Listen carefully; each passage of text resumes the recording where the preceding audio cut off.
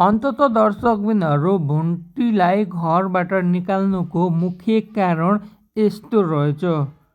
भुन्टीसँग ठोकिएको त्यो केटा वास्तवमै भुन्टीलाई मनैदेखि माया गर्ने रहेछ।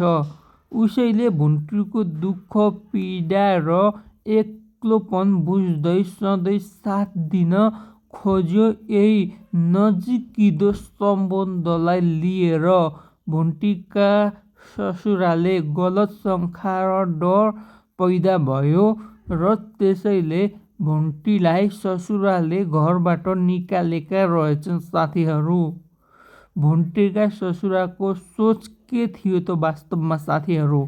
भुन्टी अब आफ्नो छोराप्रति होइन अरू कसैप्रति आकर्षित हुँदैछिन् भन्ने डर, समाजले के भन्छ प्रतिष्ठाको डर, आफ्ना छोराको भविष्य अब भुन्टीसँग सुरक्षित छैन भन्ने गलत धारणा हो। साथीहरू, यही कारणले भुन्टीलाई उनका ससुराले घरबाट निकालिदिएका छन्।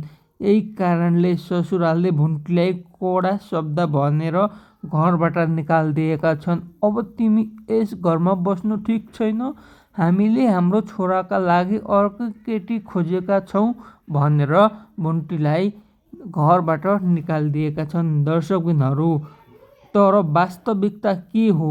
भुन्टीले कुनै गलत काम गरेकी थिएनन्।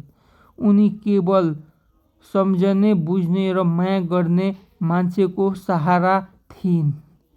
ठोकिएको त्यो केटा भुन्टीलाई स्वार्थबिना माया गर्यो, सम्मान गर्यो।